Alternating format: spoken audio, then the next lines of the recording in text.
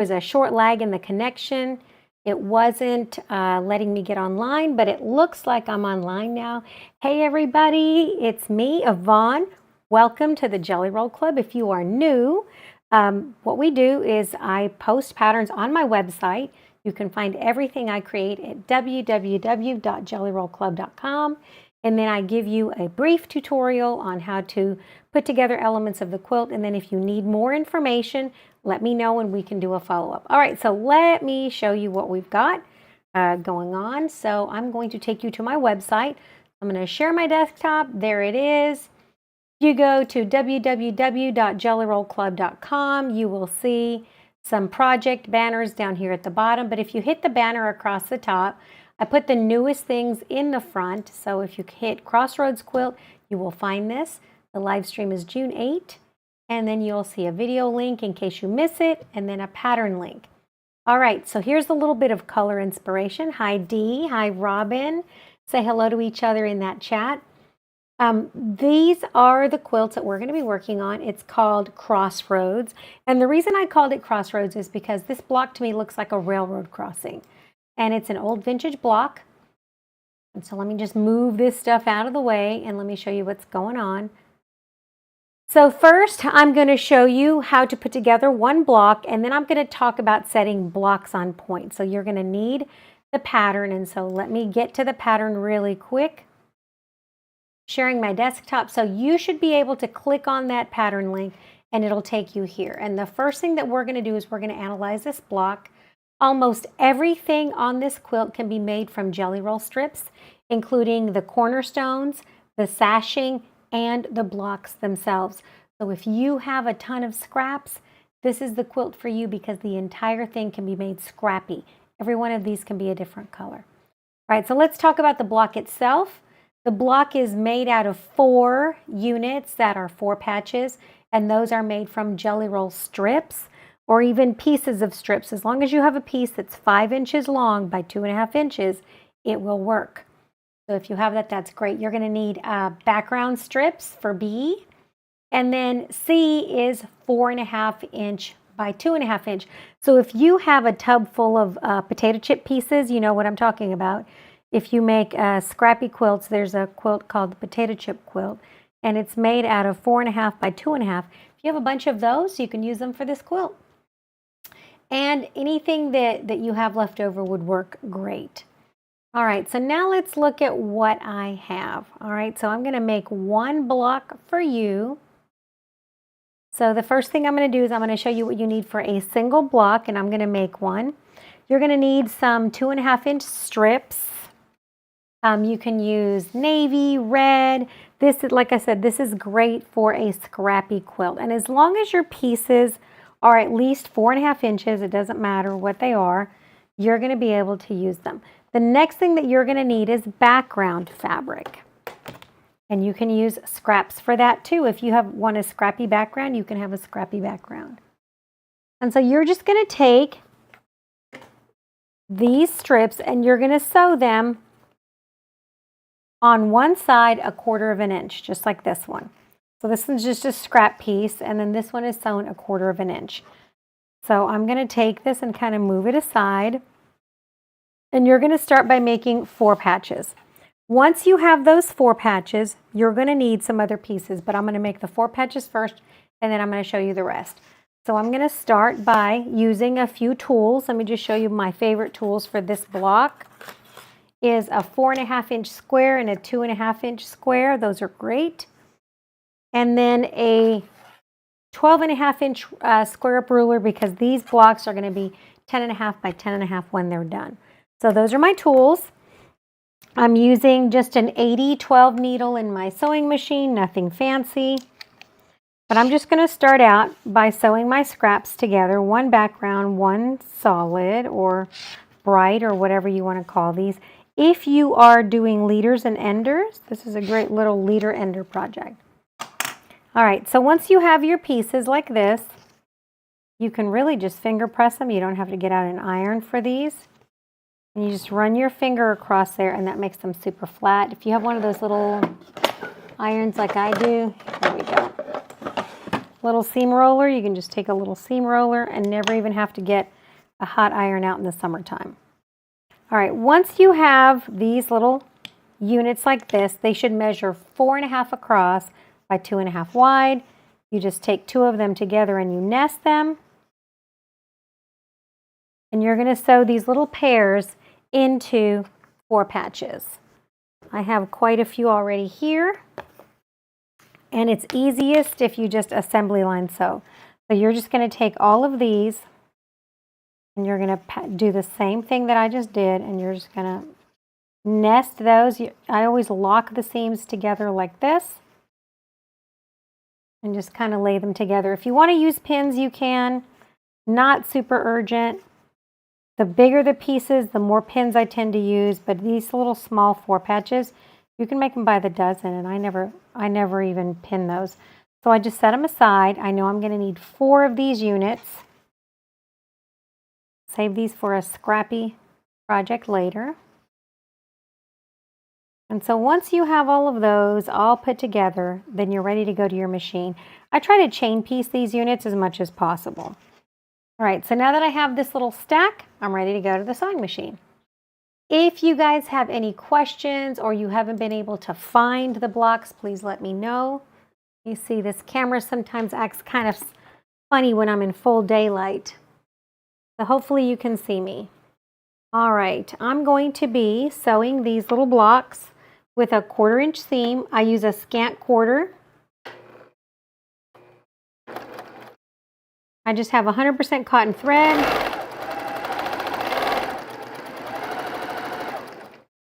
And that's it. And I'm just going to do this 4 times, and that's how this block starts, and you'll see how quickly it goes together.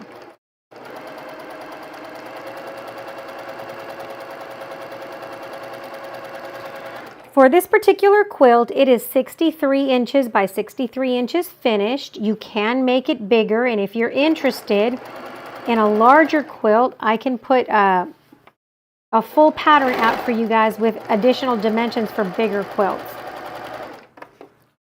But for me, this is going to be a quilt of valor, and I wanted it to be a nice, generous lap quilt.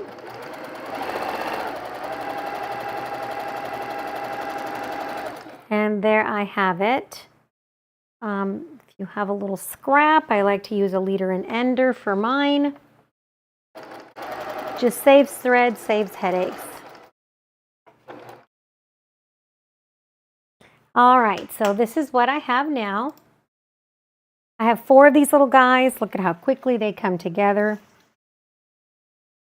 Nothing super difficult about making hundreds of these little 4 patches. As a matter of fact, this quilt is a great leader and ender. Just take my finger and look at how flat those end up. If you have an accurate 1/4 inch, these pieces right here will end up being 4.5 inches.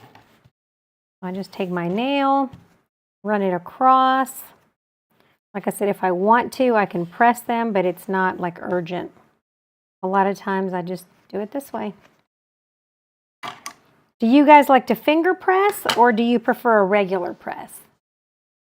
Let me see who's out there and who's joined us. I see a bunch of people jumping. Oh, hi, I see several people. Hi, Wanda. Hi, Christine. All right, 4 of these are what I need. I'm going to be sewing them like this, so towards the center. So the darks are going to be pointing inward. And now I'm going to need 4.5 inch units. I just need to measure these. These are not wide enough, so make sure you check your scraps. So those are obviously not potato chip heap. So I'm going to take this right here, and I'm going to check. Oh, that might be enough for 2 of them. And that might be enough for 2 of them. This works great if you have a national flag for your country and you have like 2 or 3 colors. This works great for that. If you have a favorite color, like you want just like lavenders, you can pull out every purple or lavender that you have in your quilt stash, and you can make this work. All right, so these are 4.5 inches, because this is a 4.5 inch by 4.5 inch ruler. And I'm going to need 4 of these for each block. right? And these are going to go like this, and this is why it's called the Crossroads, because it looks like a railroad crossing. If you turn this block sideways like this, it literally looks like a railroad crossing. The next thing that I'm going to do is I'm going to put a 2.5-inch square in the middle, like this, and that finishes up the main block. So I'm going to go ahead and I'm going to just join, it doesn't matter which one, these together. You can pin just to keep track of what side you're supposed to be sewing it on. This together, and then this together, and you're going to take them over to your machine. And you'll see this block is so fast, like super fast. Wanda, you like to regular press? I don't mind finger pressing. All right, so let's go over to the sewing machine. And so this one goes here.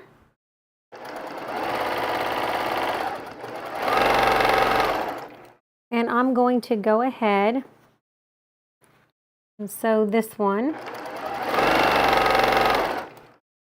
Keep Jack the Ripper handy when you're working on this, because if you forget to sew them in the correct direction, you're going to have to seam rip this baby. Ask me how I know.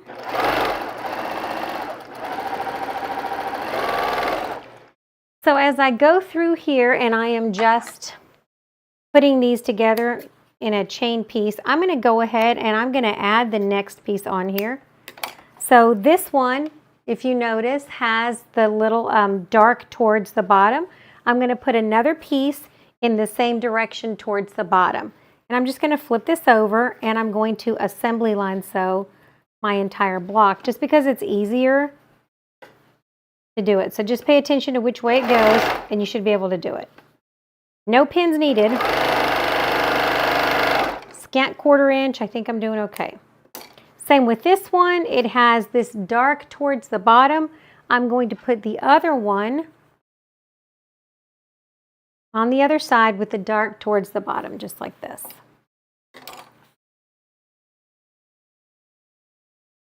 I also need to add to this piece that has a little square, one on the other end. And it works great if you're using batiks because you don't have to worry about which direction, but always put right sides together. The pretty sides of a quilt should always be touching each other. All right, now I'm going to take a moment once I get to this point to actually press. So not just finger press. And the reason I'm doing that is because I want to match and nest my seams. All right, so let me see what I've got here. All right, I'm bringing it over so you can see where I'm at. All right, so now that I've got this, I'm going to go ahead and move my cutting mat out of the way because I don't want to make it warpy. And now is when I start pressing. So I'm going to press with the seams towards the center sashing. And the reason I'm doing that is because there are seams over here, and so your fabric will naturally want to go that direction.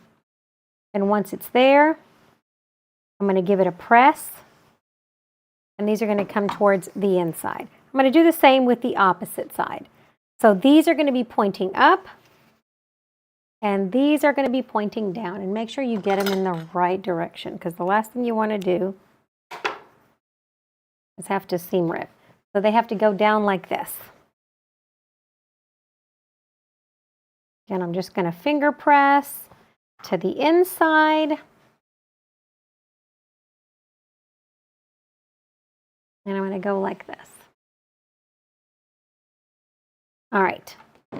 Now these I didn't want to finger press because I wanted to make sure that they're laying flat.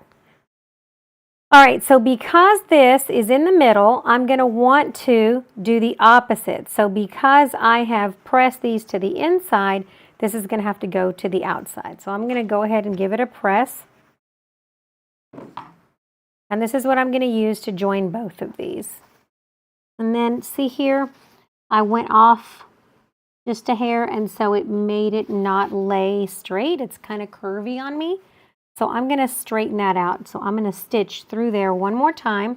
because when I was sewing, I got really fast and I went the wrong way. So what I'm going to do is I'm going to go ahead and fix that before I continue. And so by fixing that, I'm just going to run it right back through my machine to make sure that that goes the way it's supposed to go, which is nice and flat. And that can happen if you start sewing in a hurry. So don't get in a big fat hurry. All right, let me see. There we go. Now it's straight. So now that I have this, I'm just going to line these up. I'm going to line this up with this middle. And if you notice and your 1/4 inch seam is accurate, those will nest perfectly.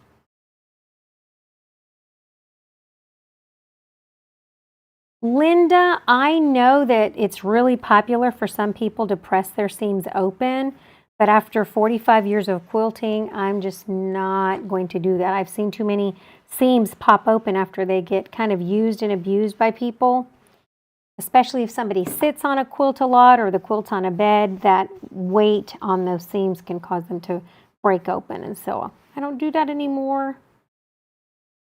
All right. Now that is matched. I don't even need pins, and I'm going to go sew that.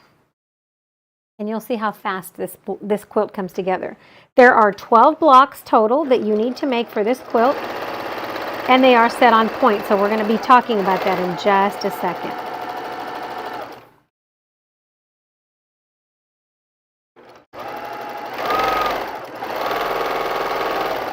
All right, almost done.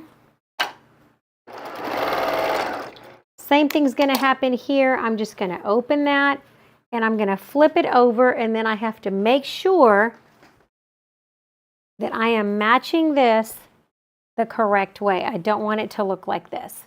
So I want both of these to come into the middle, and it's going to look kind of like a 9 patch. So I need to make sure that this one gets flipped over. I'm going to nest those seams on both sides in the middle. I always make sure that my middle is lined up. More important than lining up anything else. And if your 1/4 inch seam is accurate, then those edges should be really close like that. This one is off a smidge, but because this is on the bottom, the feed dogs will fix that. All right, so let's go to the machine and take care of that last seam.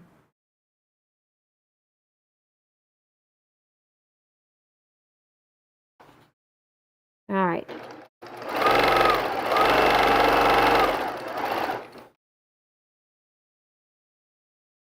All right. And let's keep looking. All right. That is it, friends. Look at how fast you can make a block. If you have potato chips in your stash, you can make a block like this super fast. And so now I just have to press it, and so I have to decide which way to press those seams. I'm going to press these to the inside. I'm just going to come from the back and press those inward like this. I'm going to do the same thing on the opposite side. I'm just going to press them in carefully, and then from the front. This fabric has already been washed and starched, so I'm just going to give it a little starch, smooth it out straight, flatten that out with my hands as much as I can, and then I'm going to press from the middle outward along those stitch lines. And it makes such a flat little block. I love how flat this block ended up.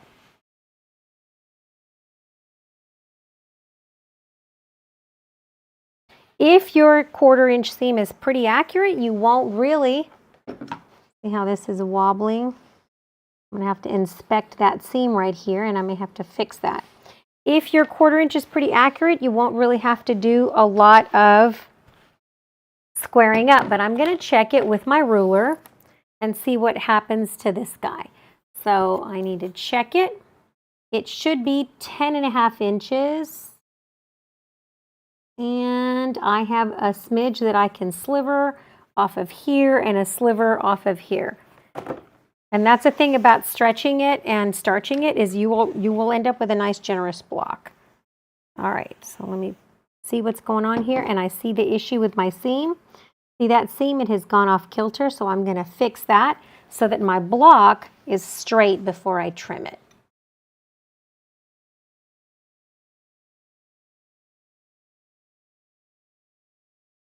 Okay. The debate in quilting has always been to wash or not to wash. You do whatever works for you. And then to press open or not press open, you do whatever works for you too. We are not the quilt police in the Jelly Roll Club, so you can choose to do your project the way you feel like doing your project. All right, so let me go ahead and come back. All right. And that should have fixed it. Ah, yes, it did. Nice and straight now. Don't be afraid to go in there and inspect your seams and make sure that it's not causing you any problems. Why did I come back in and sew this? Is because that way it'll reduce the amount of trimming. It'll make sure that this seam is nice and straight and that these are more centered. All right, so now I'm just going to trim this and we're going to talk about how to put them together on point. All right. So now I need to make sure that all my blocks are 10.5 inches. So as I go through here, I'm going to line them up. And this should be 4 1/4. From this edge out should be 4 1/4. So I always check. And so I'm going to line it up with the 4 1/4 line all the way down. And I can go ahead and sliver trim what I need to take off. Right, and so this is how much I needed to remove off of that side. And I'm going to do the same thing to this side. I'm going to line it up with the 4 1/4 line. Just all the way down. Make sure mine is nice and straight. Some people will trim their blocks by measuring across the block. I want to make sure that I'm removing the correct amount from every area, not just one area. See, now this is where it was a little bit extra. And so this is what I need to remove. And then check one more side. And that should do it. So here will be all of my block trimmed up and ready to go. So now that I have my block and it's finished, this is what it looks like. 4 pieces that are 4 1/2 inches by 2 1/2, one 2 1/2 inch block, and then these are all 2 1/2 inches. All right, so now I'm going to show you what happens when you have all 12 of your blocks together. I'm going to share my desktop. And so what you're going to want to do is you're going to start with block number 1, and you're going to lay it right here at the top left-hand corner. And then you're going to lay block 2 over here. Then you're going to add 3 to this. Do I wash my fabric in the washer? No, I don't. I typically wash it in a bucket with a little bit of retain, especially my reds. If you notice, this red is super bright, and it doesn't matter what I spray on it now, it won't fade. And so I put it in a bucket when I bring it home, as long as it's not a ton of yardage or a bin, and I put retain in it, some warm, really hot water. I let it soak, I rinse it completely, and then I stick it in the dryer or I line dry it, and it will not fray that way. And then you can just press it. All right, so let's look at my desktop, and so you guys can see I've started laying out my blocks. You will need 36 sashing strips, and your sashing strips need to be 10 1/2 by 2 1/2 or the same length as your blocks. Then you need 25 little squares from a 1/4 yard of fabric for those cornerstones, and you need 3 squares that are 15 1/2 by 15 1/2 inches, and you're going to subcut them in 2 directions. And let me draw that for you just so you can see what I'm talking about. So I'm going to show you my hands. And so when I say subcut in 2 directions, right, you're going to take and you're going to cut once on a diagonal. I'm going to draw a square on here. So I'm just going to draw a square. So you guys can see what I'm talking about. When I say subcut in 2 directions, I mean cut like this and cut like this again. So subcut in 2 directions means you're cutting and you're going to end up with 4 pieces. So you need 15.5 inches and you need to cut them that way. The setting triangle ends up straight of grain. So this is straight of grain. Right here on the outside ends up on the outside of your quilt so you don't end up with wobbly edges. And so this is what goes on the inside. The bias edge is what ends up going when you put those side pieces in your quilt. It ends up being straight of grain. So let me show you what I'm talking about. So here is what I have behind me. As you can see, I've already started. You're going to take all of your pieces and you're going to start up here. So this is 1, 2, 3, 4, 5, 6, 7, 8, 9, 10. Over here, 11 and 12. Now, to put these together, I'm going to start here, and this actually becomes my first row. So I'm going to grab these and put them together, and I'm going to have to put a cornerstone in this area. So I'm going to put a sashing piece and 2 blocks. Then I'm going to put a block, a sashing piece, a block, a sashing piece, and then this gets a sashing piece, a square, a sashing piece, a square. And that's how you do that, right? And then this is where I put my setting triangles. So if you want me to do a lesson only on how to create those setting triangles and put them in, I can do that at a later date. I've got time the next 2 weeks before I take my grandkids on vacation, and so what I can do is I can do some supplemental things. I've got a garden pillow to work on, but if you want me to set these blocks on point for you, I can do that. But this is the giant railroad crossing, so these look like little railroad crossings, and then this is the giant railroad crossing, and this, my friends, is why I'm calling this quilt the Crossroads. If you like this, please share the project with your friends. I hope that you enjoy this pattern. Like I said, there's lots of colorways. I hope this one is going to be fun and easy. It literally took me only 1 day to make all of the blocks that you see here. I started this morning and they're already done. So super easy. Like I said, each block will take you maybe 15 or 20 minutes to do them. And if you would love a lesson on actually watching me cut and set in those triangles on point, I can do that. But just let me know, and I'll probably do that on Wednesday of this week. I've got an ocean quilt project coming next Sunday, so I've got a lot of stuff to do on my vacation. All right, everybody, I hope you enjoyed this project. I hope you're going to get out there and you're going to make the Crossroads quilt. Like I said, it can be completely scrappy. You can do 2 or 3 of your favorite colors, and then if you want to do something patriotic, you can do that. That's one of the things I'm working on. Mine's going to be a quilt of valor.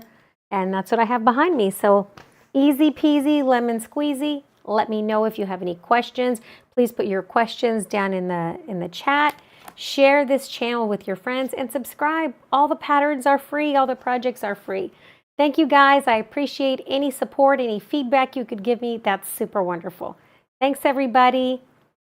You're not too late. You can still catch the replay. Bye, everybody. Bye. Thank you.